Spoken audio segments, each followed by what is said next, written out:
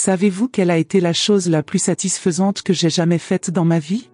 C'était de voir le désespoir dans les yeux de mon mari quand je l'ai laissé seul avec sa belle-mère alitée et que je suis sorti par la porte avec mes valises. Mais laissez-moi revenir quelques heures avant ce moment glorieux, pour que vous compreniez pourquoi une femme de 55 ans, qui avait toujours été considérée comme un exemple d'épouse dévouée, a pris la décision la plus radicale de sa vie par un matin froid de novembre à Lyon. J'étais en train de nettoyer le vomi de ma belle-mère pour la 3e fois de la journée quand j'ai entendu Pierre parler au téléphone dans le couloir. Sa voix était différente, douce, affectueuse, pleine d'une tendresse que je n'avais pas entendue diriger vers moi depuis des années. Oui, mon amour, je sais que c'est difficile de garder cela secret. Non, elle ne se doute de rien.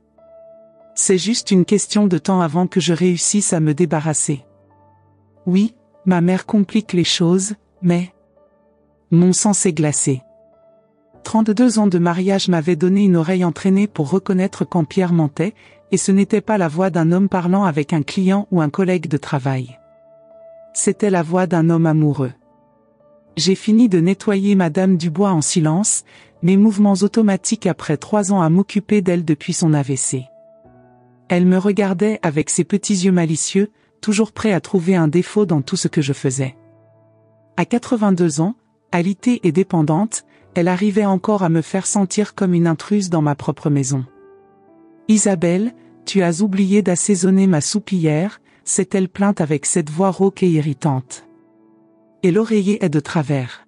« Tu ne fais jamais rien correctement. » J'ai redressé l'oreiller pour la 10e fois de la journée, faisant semblant de ne pas avoir entendu la conversation dans le couloir. Mais chaque mot résonnait dans mon esprit comme un glas funèbre. Me débarrasser, elle ne se doute de rien, c'est juste une question de temps. Pierre est apparu à la porte de la chambre, rangeant son portable dans sa poche avec une hâte excessive. Ses yeux bleus ont croisé les miens pendant une seconde avant qu'il ne détourne le regard. « Comment va-t-elle aujourd'hui ?» a-t-il demandé, sans s'approcher du lit. Depuis des mois, il évitait de s'approcher de sa mère, me laissant tout le travail difficile. Comme toujours, ai-je répondu, l'observant attentivement. Il y avait quelque chose de différent chez lui. Une énergie nouvelle, un bonheur que je n'avais pas vu dans ses yeux depuis des années quand il me regardait. Ce soir-là, après avoir donné ses médicaments à Madame Dubois et l'avoir couchée, je me suis assise sur le canapé du salon en attendant que Pierre revienne de ce qu'il avait dit être une réunion importante. Il était presque minuit quand il est rentré, avec le parfum d'un autre shampoing dans les cheveux et une trace de rouge à lèvres sur le col de sa chemise. Du rouge à lèvres rouge. Je n'ai jamais porté de rouge à lèvres rouge. Pierre, ai-je dit, ma voix étonnamment calme. Il faut qu'on parle. Il s'est retourné vers moi, et pendant un moment j'ai vu de la peur dans ses yeux. Mais l'expression a vite changé pour quelque chose que j'ai reconnu comme du soulagement. Comme s'il était fatigué de faire semblant. Oui, Isabelle. Je pense qu'il est temps. Il s'est assis dans le fauteuil en face du canapé, gardant ses distances. L'homme dont j'avais tenu la main pendant des heures quand il avait eu une pneumonie n'arrivait même plus à s'asseoir à côté de moi.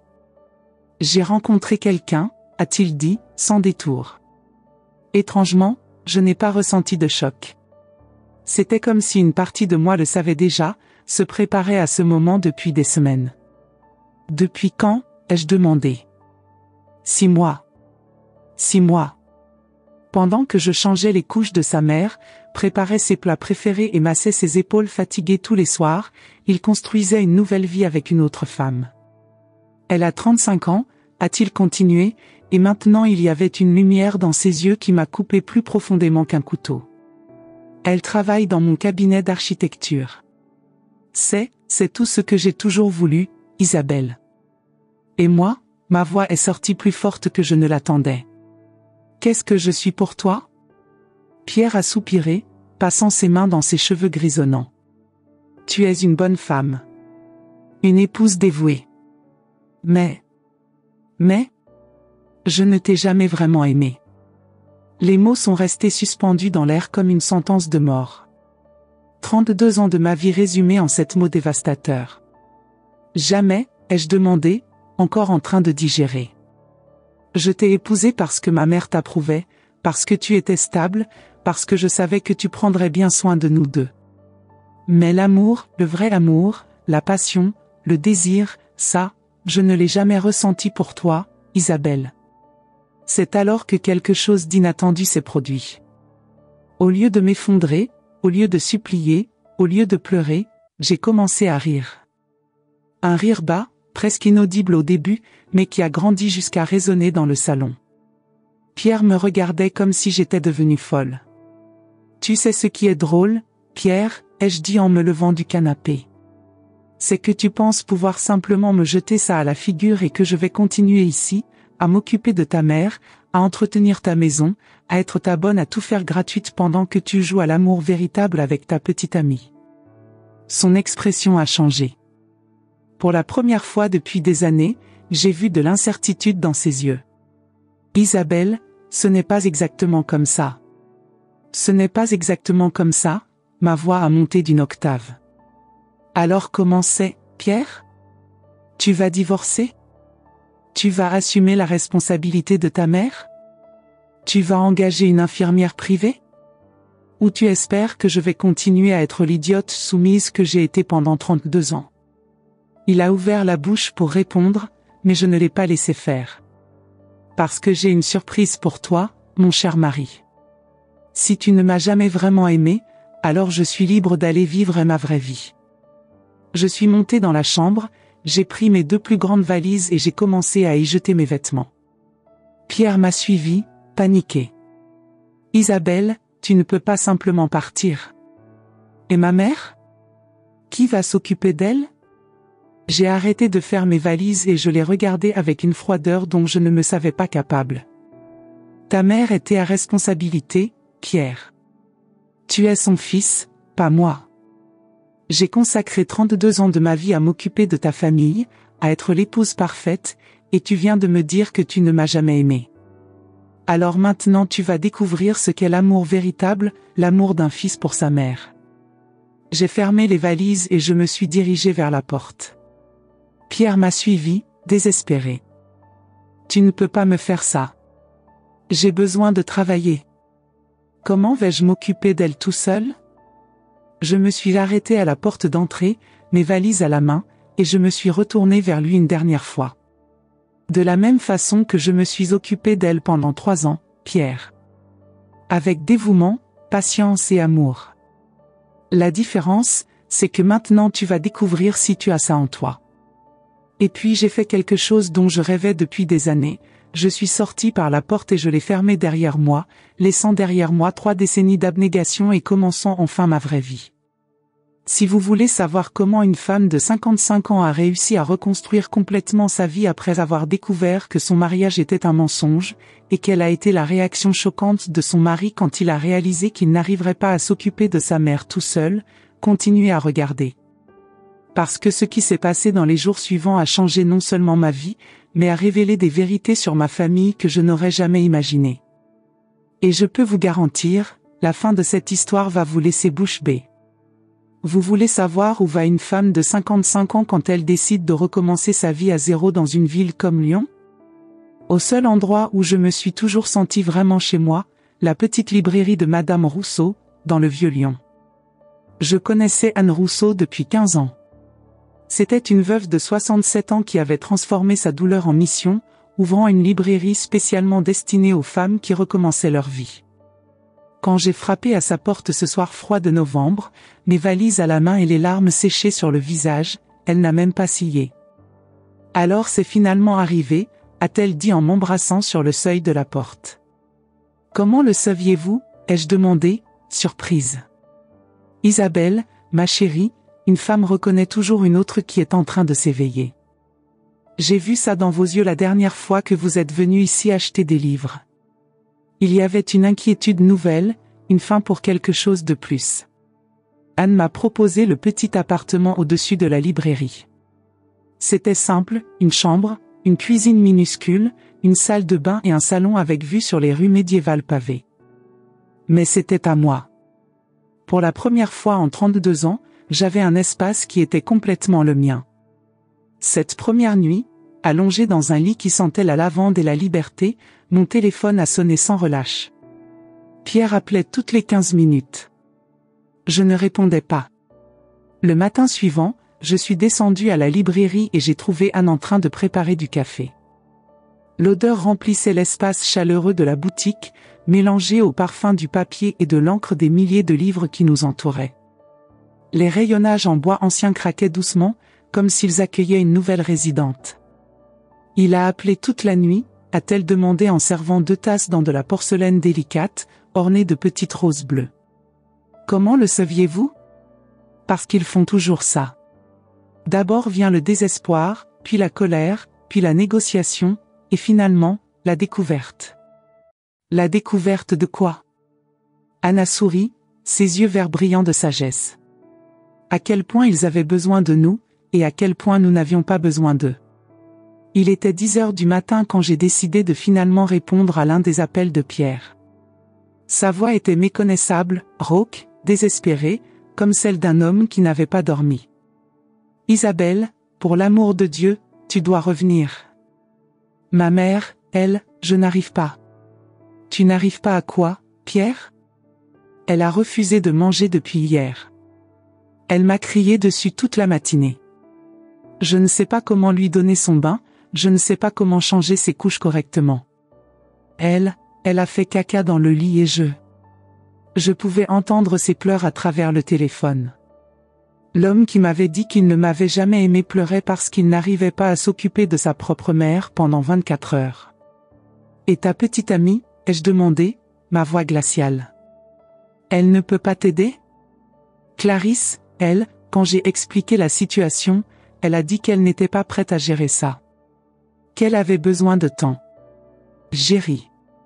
Un rire amer qui a résonné dans la librairie. Alors ta grande passion, ton amour véritable, s'est enfui au premier signe de difficulté? Comme c'est intéressant, Pierre. Isabelle, s'il te plaît. Je sais que j'ai fait une erreur. Une erreur, ma voix a monté. 32 ans de ma vie ont été une erreur? M'utiliser comme bonne et aide-soignante a été une erreur? Me dire que tu ne m'avais jamais aimé a été une erreur? J'étais confus. La crise de la cinquantaine, tu comprends. J'ai besoin de toi. Ma mère a besoin de toi. Non, Pierre. Vous aviez besoin de moi. Passé. Maintenant vous allez devoir découvrir comment vivre sans moi. J'ai raccroché le téléphone et je l'ai mis en mode silencieux. Les jours suivants, ma nouvelle routine s'est établie naturellement. Je me réveillais à 8 heures, prenais le petit déjeuner avec Anne pendant que nous parlions de livres et de vie. J'aidais à la librairie, organisant les étagères et servant les clients. L'après-midi, je me promenais dans les rues historiques de Lyon, découvrant des cafés et des galeries que je n'avais jamais eu le temps de visiter. La librairie d'Anne était un refuge pour beaucoup de femmes comme moi. Il y avait Marguerite, 62 ans, qui venait chaque mardi acheter des romans d'amour après avoir divorcé d'un mari violent. Sophie, 45 ans, mère célibataire qui trouvait du réconfort dans les livres de développement personnel. Et Élise, 38 ans, qui reconstruisait sa confiance en soi après une rupture douloureuse. « Vous savez ce qui est merveilleux ici ?» m'a dit Marguerite un après-midi, en feuilletant un livre de Françoise Sagan. « C'est qu'on peut être nous-mêmes sans jugement. On peut pleurer, rire, rêver. Et recommencer, ai-je ajouté. Exactement. Recommencer à tout âge. C'est pendant une de ces promenades que j'ai rencontré François. Il était assis sur un banc de la place Bellecour, nourrissant les pigeons et lisant un livre de Simone de Beauvoir. Il avait environ 60 ans, des cheveux complètement blancs mais bien entretenus, et un sourire bienveillant. Ses vêtements étaient simples mais élégants, un pull en cachemire beige, un pantalon en velours côtelé marine, des chaussures en cuir bien ciré. Il y avait quelque chose de rassurant dans sa posture, une tranquillité que je n'avais pas vue chez un homme depuis longtemps. Quand nos regards se sont croisés, il a fait un signe de la main. « Excusez-moi de vous déranger », a-t-il dit quand je me suis approché, « mais ne fréquentez-vous pas la librairie d'Anne Rousseau ?»« Oui, je travaille là temporairement. » J'ai cru vous reconnaître. Je suis François Martin, professeur de littérature à la retraite. J'achète des livres là-bas depuis des années. Nous nous sommes assis sur le banc et avons parlé pendant 2 heures. François m'a raconté qu'il avait perdu sa femme 3 ans auparavant, après 35 ans de mariage. Contrairement à Pierre, il parlait de sa femme avec une tendresse authentique, un amour qui transcendait la mort. « Vous vous aimiez vraiment ?» ai-je commenté, sentant une pointe d'envie. « Oui », a-t-il dit simplement. Et c'est pour ça que je sais reconnaître quand quelqu'un n'a jamais expérimenté ça. Ses yeux m'ont étudié avec une intensité bienveillante. « Pardonnez-moi si je suis indélicat, mais il y a une tristesse dans vos yeux que je reconnais. C'est la tristesse de quelqu'un qui a donné de l'amour sans en recevoir en retour. » Ces mots m'ont frappé comme un éclair de compréhension. C'était exactement ça, j'avais passé 32 ans à aimer un homme qui ne m'avait jamais aimé en retour. « Comment faites-vous pour continuer après avoir perdu un grand amour ?» ai-je demandé. François a regardé les pigeons qui se disputaient les miettes de pain qu'il avait jetées. « On ne continue pas, Isabelle. On apprend à vivre différemment. Marie fait toujours partie de moi, mais j'ai appris que l'amour véritable, même quand il se termine, nous rend plus capables d'aimer à nouveau. Pas de la même façon, mais avec plus de sagesse. Cette nuit-là, quand je suis rentré dans mon petit appartement, j'ai trouvé cet message de Pierre sur mon portable. Dans chacun, sa voix semblait plus désespérée. Dans le dernier message, j'ai entendu quelque chose que je n'aurais jamais pensé entendre, Pierre qui pleurait. « Isabelle, ma mère a fait une chute. Je ne savais pas quoi faire. J'ai dû appeler une ambulance. Elle est à l'hôpital, et les médecins ont dit que si je n'arrivais pas à m'occuper d'elle correctement, ils allaient devoir l'interner définitivement dans une maison de retraite. S'il te plaît, je t'en supplie, reviens à la maison. » Je suis resté à regarder le téléphone pendant de longues minutes. Une partie de moi, la partie qui avait été conditionnée pendant 3 décennies à prendre soin de tout le monde, voulait courir pour revenir. Mais une voix nouvelle, plus forte, a murmuré dans mon esprit, « Et si tu ne revenais pas? Et si tu continuais à vivre ta vie ?» Le lendemain matin, en buvant mon café avec Anne, je lui ai raconté les messages de Pierre. « Qu'est-ce que vous ressentez ?» m'a-t-elle demandé. « De la culpabilité, ai-je admis. Mais aussi, du soulagement. Est-ce horrible? Non, ma chérie. C'est humain. Vous avez passé des décennies à porter le poids émotionnel de toute une famille. Il est normal de se sentir soulagé de ne plus avoir cette responsabilité. Mais sa mère est sa mère, Isabelle. Pas la vôtre. Et Pierre est un homme adulte de 58 ans. Il est temps qu'il apprenne ce que signifie la responsabilité. Ce matin-là, j'ai pris une décision qui changerait tout. J'ai appelé Pierre. « Je vais rendre visite à ta mère à l'hôpital », ai-je dit, mais pas pour revenir à la maison. Pour lui dire au revoir correctement et faire mes adieux à une vie qui n'a jamais vraiment été la mienne. « Isabelle, non. » « Et Pierre ? Il y a quelque chose que tu dois savoir. Quelque chose que j'ai découvert hier quand je suis allé chercher des documents dans l'appartement pendant que tu étais à l'hôpital. » Le silence de l'autre côté de la ligne était assourdissant. « J'ai trouvé les lettres, Pierre. Les lettres que ta mère écrivait à sa sœur à Marseille. Des lettres où elle racontait comment elle me manipulait, comment elle inventait des symptômes pour me garder occupée, comment elle faisait semblant d'être plus mal qu'elle ne l'était vraiment pour s'assurer que je n'ai jamais de temps pour moi-même. J'ai entendu sa respiration lourde. Elle a toujours su que tu ne m'aimais pas. En fait, elle encourageait ça. Dans les lettres, elle écrit à quel point c'était satisfaisant de me voir à ma place, comme elle disait. Comme une employée de la famille. Isabelle, je ne savais pas. Mensonge. Tu savais. Vous saviez tous les deux. Et tu sais quoi? Ça m'a complètement libérée. Parce que maintenant je sais que je ne dois rien à aucun de vous. Quand j'ai raccroché, j'ai ressenti quelque chose que je n'avais pas expérimenté depuis des décennies, du pouvoir. Le pouvoir de choisir ma propre vie.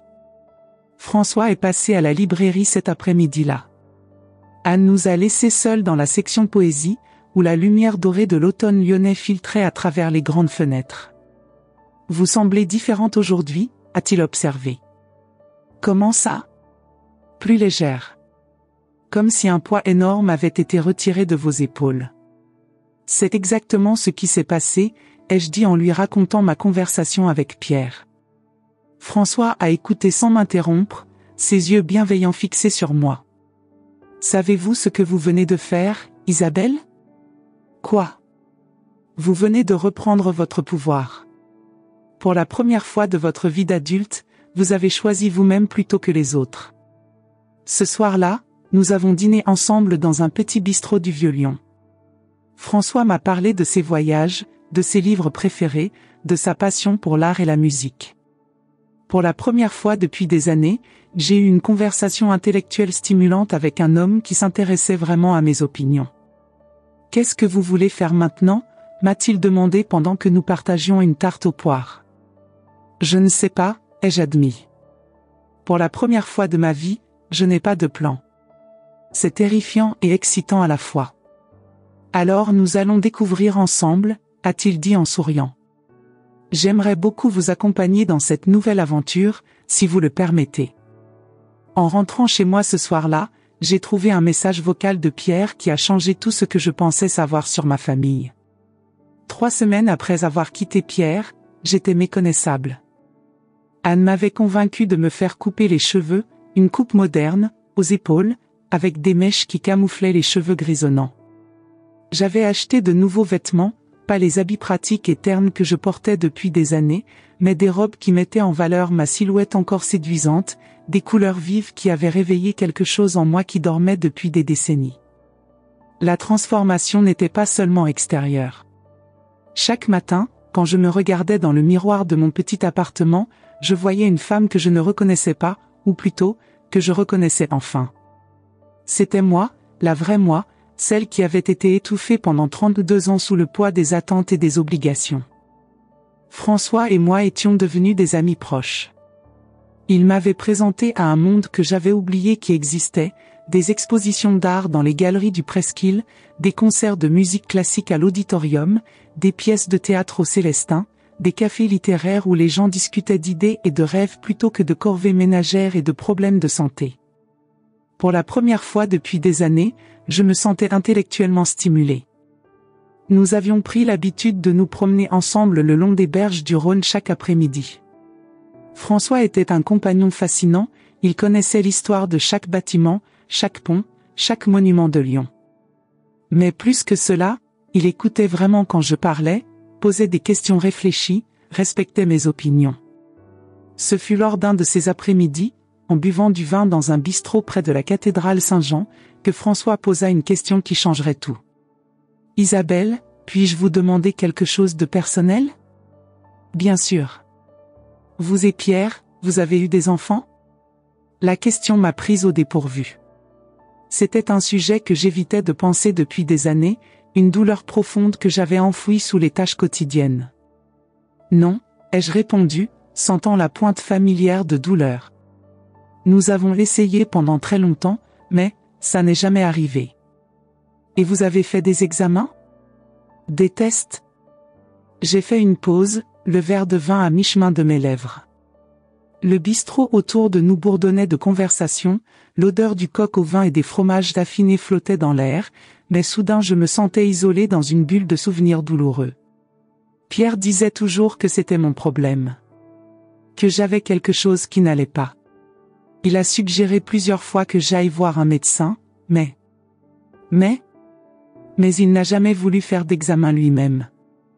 Il disait que les hommes n'avaient pas ces problèmes-là, que c'était certainement quelque chose chez moi. François m'a regardé avec une expression étrange, un mélange de surprise et de quelque chose qui ressemblait à de la colère contenue. « Isabelle, n'avez-vous jamais trouvé étrange qu'après 32 ans d'essai, cette petite amie de 35 ans ne soit pas non plus tombée enceinte de lui ?» Les mots de François ont résonné dans mon esprit pendant tout le chemin de retour vers la librairie. Cette nuit-là, je n'ai pas pu dormir. Une idée folle commençait à prendre forme dans ma tête, une possibilité si énorme et si dévastatrice que j'avais peur de l'explorer. Le lendemain matin, j'ai pris une décision qui demandait tout mon courage. J'ai appelé ma gynécologue, Dr Moreau, qui me suivait depuis plus de 20 ans. Docteur, ai-je dit, j'aimerais faire quelques examens. Des tests de fertilité. Isabelle? Mais, vous avez 55 ans. Pourquoi? S'il vous plaît. C'est important pour moi. J'ai besoin de savoir. Dr Moreau était une femme dans la cinquantaine, aux cheveux châtains tirés en chignon strict, mais avec des yeux bienveillants derrière ses lunettes. Elle m'avait suivi à travers tous mes espoirs déçus, toutes mes tentatives infructueuses de tomber enceinte, tous les mois où mes règles arrivaient comme une sentence de mort pour mes rêves de maternité. Très bien, a-t-elle dit finalement. Mais je dois vous prévenir que ces examens peuvent être émotionnellement difficiles. Êtes-vous sûre d'être prête? Docteur, j'ai passé 32 ans à croire que j'étais brisée.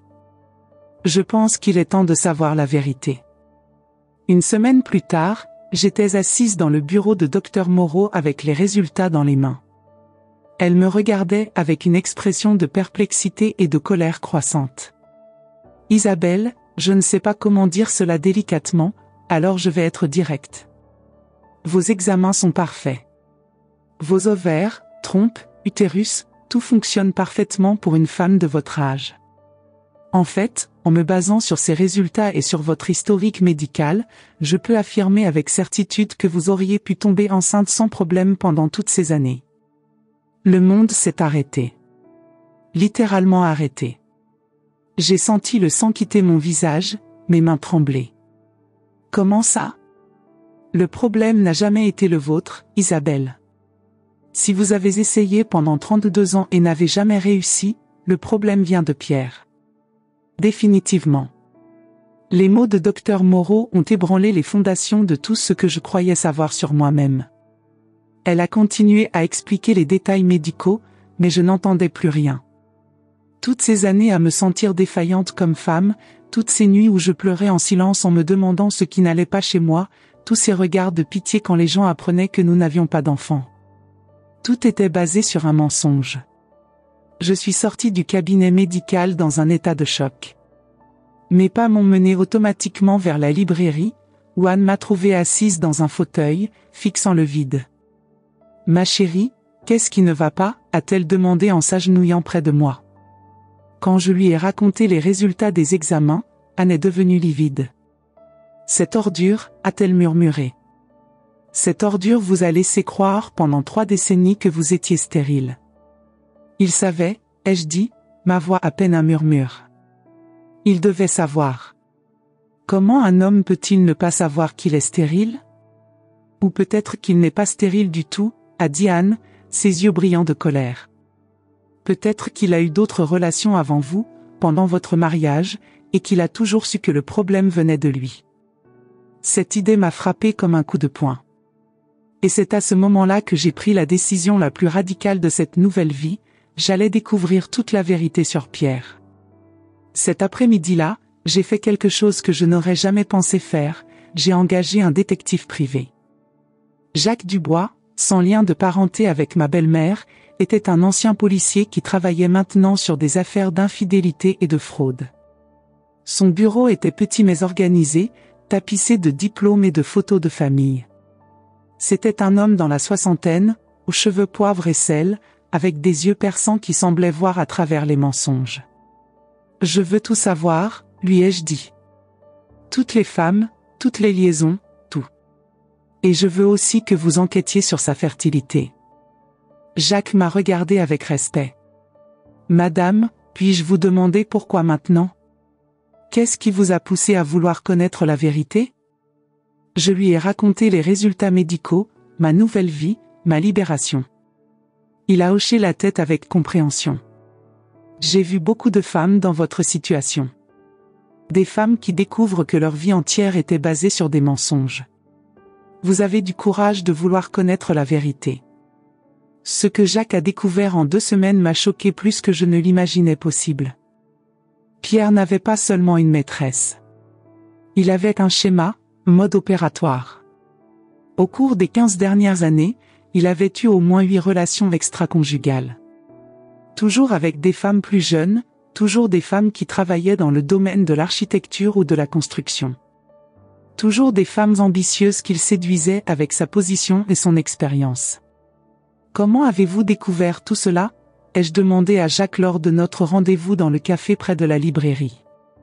Les réseaux sociaux, les témoins, les factures de cartes de crédit que j'ai pu obtenir légalement, a-t-il expliqué en feuilletant son dossier. Votre mari n'était pas très discret. Il utilisait toujours les mêmes restaurants, les mêmes hôtels.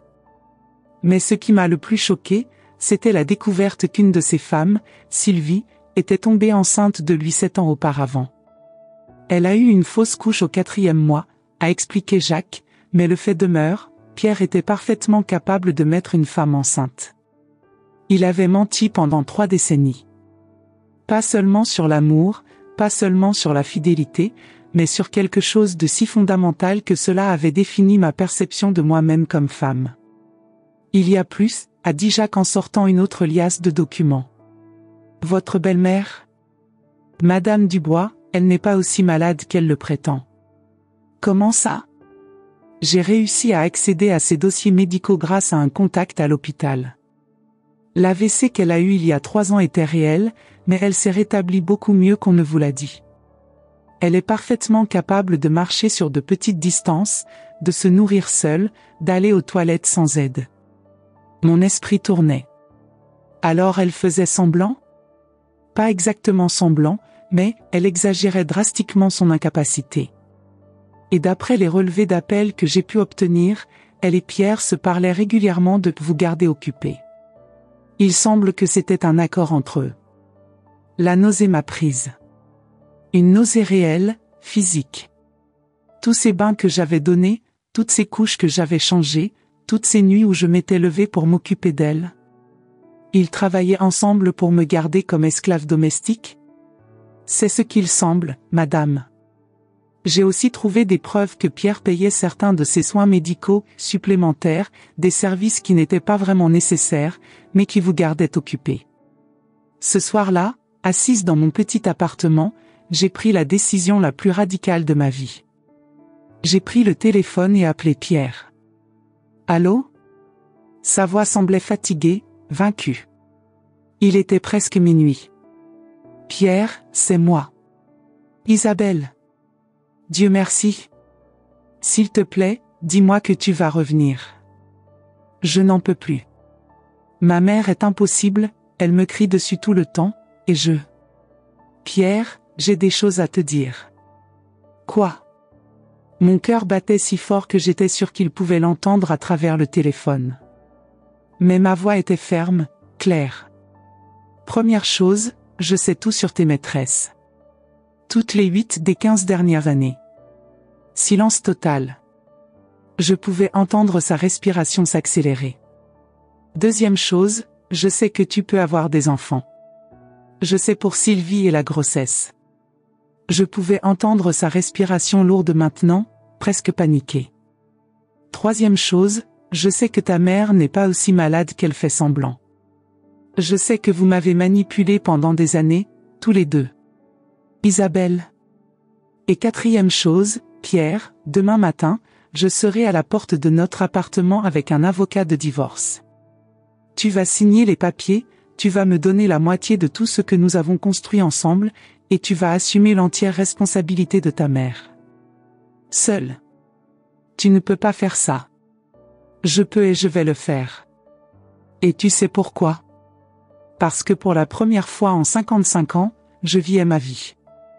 Et ma vie ne vous inclut plus, ni toi ni elle. Isabelle, attends, je peux tout expliquer. Il n'y a rien à expliquer, Pierre. J'ai toutes les preuves. Les photos, les témoignages, les dossiers médicaux. Tu as menti sur tout. Sur l'amour, sur la fidélité, sur la fertilité, sur la maladie de ta mère. 32 ans de mensonges. Quand j'ai raccroché le téléphone, j'ai ressenti quelque chose que je n'avais jamais expérimenté auparavant, une vengeance douce et méritée. Le lendemain matin, François m'a accompagné chez l'avocat. Maître Lefebvre était une femme dans la quarantaine, spécialisée dans les divorces difficiles. Quand je lui ai montré tous les documents que Jacques avait rassemblés, ses yeux se sont écarquillés. Madame, avec ces preuves, nous pouvons demander bien plus que la moitié des biens. Nous parlons de fraude matrimoniale, de manipulation psychologique. Je ne veux que ce qui me revient de droit, ai-je dit. La moitié de ce que nous avons construit ensemble, plus une compensation pour les années de mensonges. Je veux ma liberté, pas sa ruine. 3 heures plus tard, nous étions devant l'appartement que j'avais quitté un mois auparavant. Quand Pierre a ouvert la porte, j'ai à peine reconnu l'homme en face de moi. Il avait perdu du poids, ses vêtements étaient froissés, ses cheveux ébouriffés. Mais ce qui m'a le plus frappé, c'est l'expression dans ses yeux, la peur. « Isabelle » a-t-il murmuré. « Tu es revenue. »« Je suis venu récupérer ce qui m'appartient et signer les papiers », ai-je dit fermement. Rien de plus. C'est alors que j'ai entendu une voix familière de la chambre. « Isabelle ? C'est toi ? Viens ici immédiatement. J'ai besoin d'aide. » Madame Dubois. Toujours en train de donner des ordres, même dans cette situation. J'ai regardé Pierre. Elle va bien, à ce que je vois. Capable de crier des ordres. Pierre a rougi. Elle s'est améliorée depuis que tu es parti. C'est bizarre, mais... Ce n'est pas bizarre, Pierre. C'est logique. Quand on arrête de dorloter quelqu'un qui fait semblant d'être malade, miraculeusement, cette personne retrouve ses capacités. Je suis entré dans la chambre où Madame Dubois était assise dans son lit, l'air furieux. Enfin. Où étais-tu passé? Pierre ne sait rien faire. Il a brûlé ma soupe hier et... Madame Dubois, ai-je dit calmement, je ne suis plus votre belle-fille. Je ne suis plus votre aide-soignante. Je ne vous dois plus rien. Son expression a changé, la surprise remplaçant la colère. Quoi? Qu'est-ce que tu dis? Je dis que votre petit jeu est terminé. Je sais que vous n'êtes pas aussi malade que vous le prétendez. Je sais que vous et Pierre avez travaillé ensemble pour me garder comme votre servante personnelle. Mais c'est fini. Pour la première fois depuis que je la connaissais, Madame Dubois était sans voix. 1 heure plus tard, les papiers étaient signés. Pierre avait accepté tous les termes sans discussion, trop épuisé et trop effrayé pour négocier. En sortant de l'appartement pour la dernière fois, je me suis retourné. Pierre, ai-je dit, j'espère qu'un jour tu apprendras ce que signifie vraiment aimer quelqu'un. Pas posséder, pas utiliser, mais aimer. Il y avait des larmes dans ses yeux. Je t'aimais, Isabelle. À ma façon. Non, ai-je dit doucement. Tu aimais ce que je faisais pour toi. Il y a une différence. Et avec ça, j'ai fermé la porte sur 32 ans de mensonges et ouvert celle d'une nouvelle vie basée sur la vérité. 6 mois plus tard, j'étais assise sur la terrasse de mon nouvel appartement à Nice, sur la Côte d'Azur, observant le coucher de soleil sur la Méditerranée. Avec la moitié des biens du divorce, j'avais acheté un petit mais charmant appartement avec vue sur la mer et ouvert ma propre librairie spécialisée en littérature féminine. François avait déménagé à Nice également. Notre relation avait évolué naturellement de l'amitié vers quelque chose de plus profond. À 55 et 60 ans, nous avions découvert que l'amour véritable n'a pas d'âge, il a juste besoin de 2 personnes qui se valorisent mutuellement. Ce matin-là, pendant que nous prenions notre café sur la terrasse, mon téléphone a sonné. C'était un numéro que je ne reconnaissais pas. Allô? Madame Isabelle? Je m'appelle Dr Blanchard. Je suis médecin à l'hôpital de Lyon. J'appelle au sujet de Pierre Dubois. Mon cœur s'est accéléré. Que s'est-il passé? Il a fait une dépression nerveuse sévère. Il est interné dans notre service psychiatrique depuis 3 semaines. Vous étiez noté comme contact d'urgence, et... Je suis son ex-épouse, docteur. Je ne suis plus responsable de lui. Je comprends, madame, mais la situation est compliquée. Sa mère, Madame Dubois, est également hospitalisée. Elle a fait une chute grave chez elle et s'est cassé la hanche. Il n'y a plus personne de la famille. J'ai fermé les yeux. Même après tout, une partie de moi ressentait encore une pointe de « ce n'était pas de la pitié », exactement. C'était plutôt le fantôme de la personne que j'avais l'habitude d'être. « Comment va-t-il » ai-je demandé, contre mon meilleur jugement. « Dépression sévère. » Il continue à répéter qu'il a détruit la seule bonne chose qu'il avait dans sa vie. Qu'il a perdu la seule personne qu'il aimait vraiment. J'ai ri, mais il n'y avait pas de joie dans ce son. « Docteur, avec tout le respect que je vous dois, Pierre n'a pas perdu quelqu'un qu'il aimait. Il a jeté quelqu'un qu'il aimait. Il y a une différence. Madame, il demande à vous parler. Juste 5 minutes. » J'ai regardé François, qui m'observait avec inquiétude. Il a pris ma main et l'a serrée doucement. « Faites ce que votre cœur vous dicte », a-t-il murmuré. 3 jours plus tard, j'étais assise de l'autre côté d'une table en plastique dans le service psychiatrique de l'hôpital de Lyon. L'homme en face de moi était méconnaissable. Pierre avait perdu au moins 15 kilos, ses cheveux étaient ébouriffés, ses yeux creusés et sans vie. « Isabelle » a-t-il dit, sa voix n'étant qu'un murmure. « Tu es venue. » 5 minutes, Pierre. C'est ce que j'ai promis au médecin. Il a hoché la tête, les mains tremblantes. « J'ai tout détruit » a-t-il dit. « Ma vie, ta vie, notre vie. » « Non » ai-je corrigé. « Tu as détruit ta vie. »« Moi, je vais très bien. » Il m'a regardé alors, vraiment regardé, et j'ai vu le moment exact où il a réalisé la transformation. Mes cheveux étaient détachés, brillants. Je portais une robe bleu turquoise qui mettait en valeur ma peau bronzée par le soleil méditerranéen. Il y avait de la vie dans mes yeux, de la confiance dans ma posture. « Tu es belle » a-t-il murmuré. « Je suis heureuse, Pierre. Vraiment heureuse pour la première fois depuis des décennies. »« Je t'aime » a-t-il dit, des larmes coulant sur son visage. « Je t'ai toujours aimé. » J'ai menti quand j'ai dit que non. Je me suis penchée vers l'avant, ma voix ferme. « Non, Pierre. Tu ne m'aimais pas. Tu aimais ce que je faisais pour toi. Tu aimais avoir une bonne à tout faire gratuite, une aide-soignante pour ta mère, une femme qui ne questionnait jamais, n'exigeait jamais, ne demandait jamais rien pour elle-même. Ce n'est pas de l'amour. C'est de la commodité. Mais maintenant je sais. Maintenant tu sais ce que c'est d'être seul. Maintenant tu as découvert ce que c'est de s'occuper d'une autre personne sans rien recevoir en retour. Maintenant tu comprends ce que j'ai fait pour toi pendant 32 ans. Je me suis levée pour partir. Isabelle, s'il te plaît. Je peux changer. Nous pouvons recommencer. Je me suis arrêtée à la porte et me suis retournée une dernière fois. Pierre, tu as eu 32 ans pour m'aimer. 32 ans pour me valoriser. Tu as choisi de ne pas le faire. Maintenant je choisis de ne plus te donner aucune chance. Mais je t'aime. Non, ai-je dit, ma voix résonnant dans le couloir.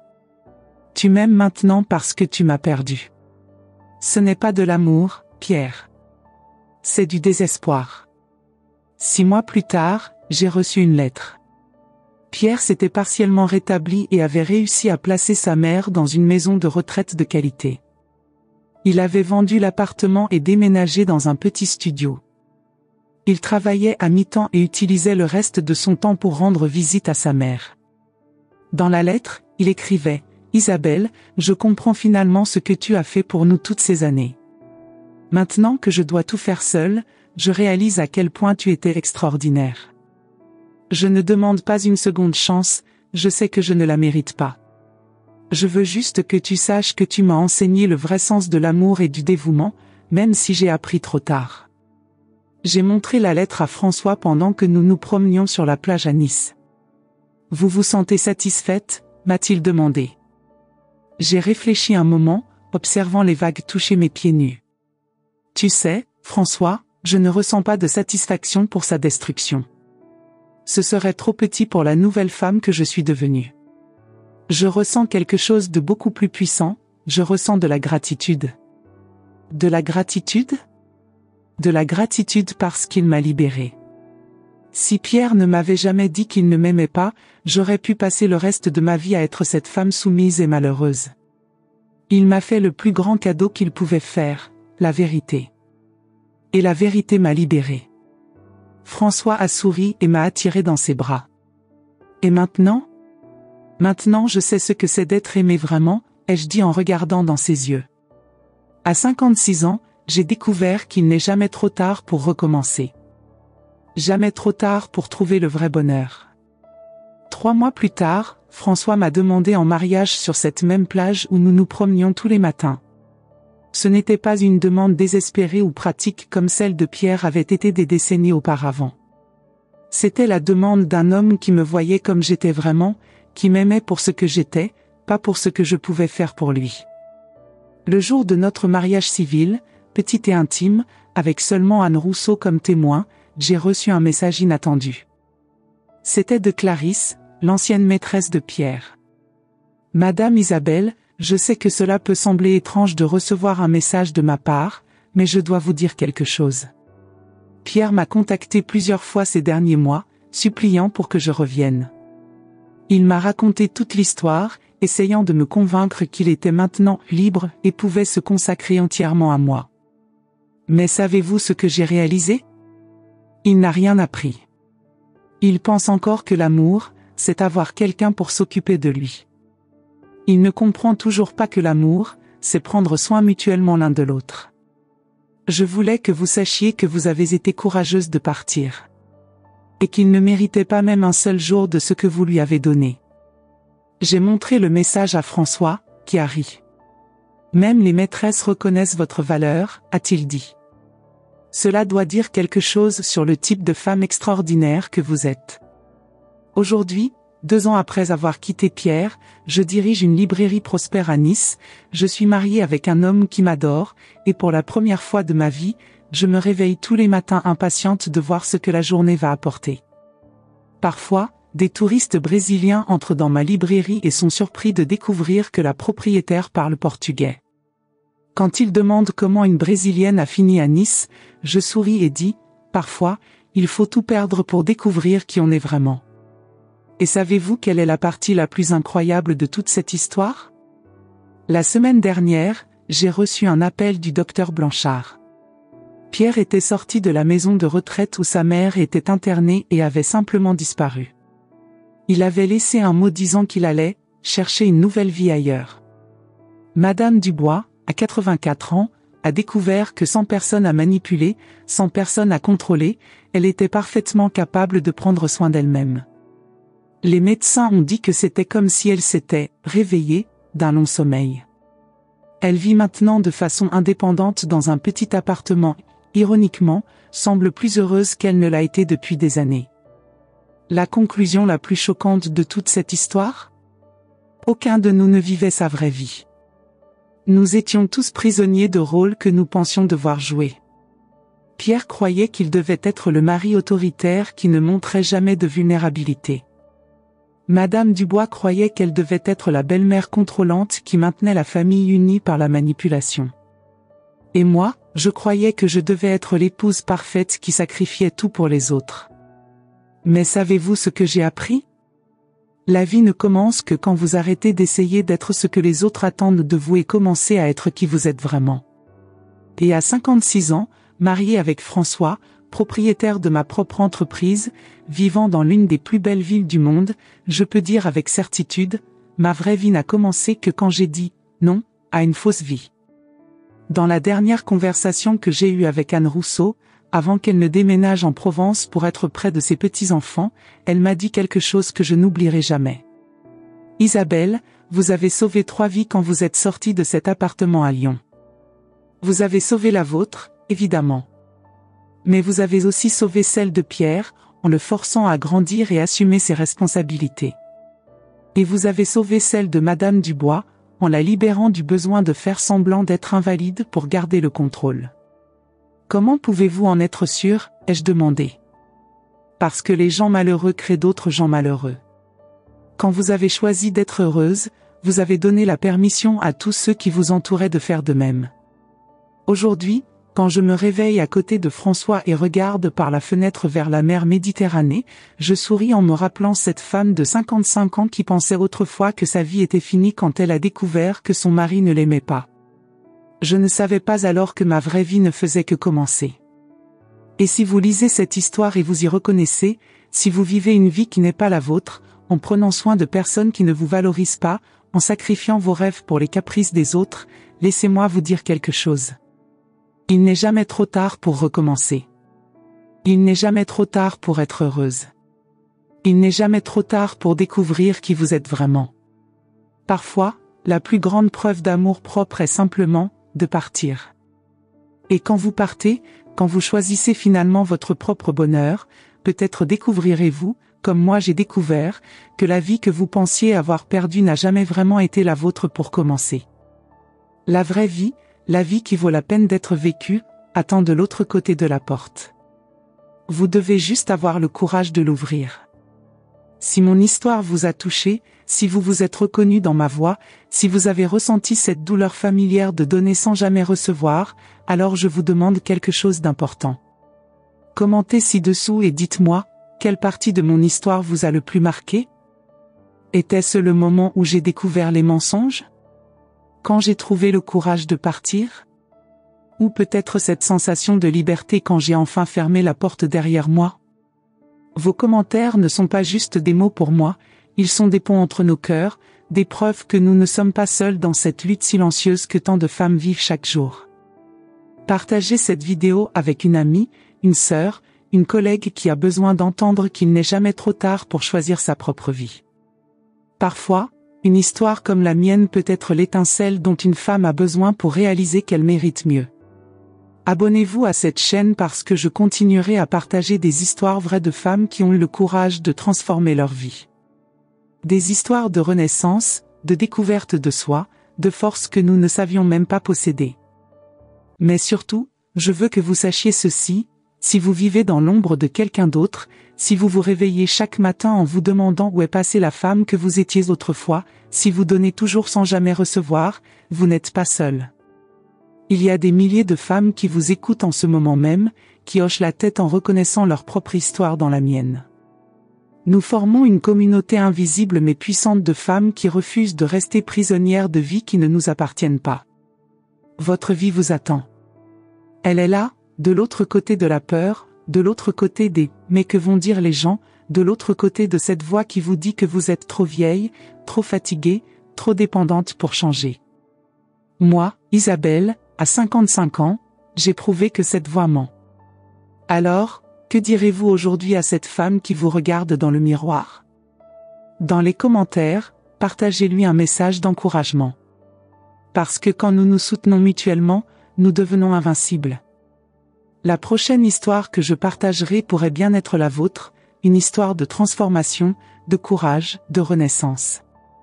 En attendant, souvenez-vous, vous êtes plus forte que vous ne le pensez, plus précieuse que ce qu'on vous a fait croire, et il n'est jamais, jamais trop tard pour commencer à vivre votre vraie vie. Merci de m'avoir écouté. Merci de faire partie de cette communauté de femmes courageuses. À bientôt, mes chères guerrières silencieuses. Votre histoire compte, et j'ai hâte de l'entendre. Avec tout mon amour et ma force, Isabelle.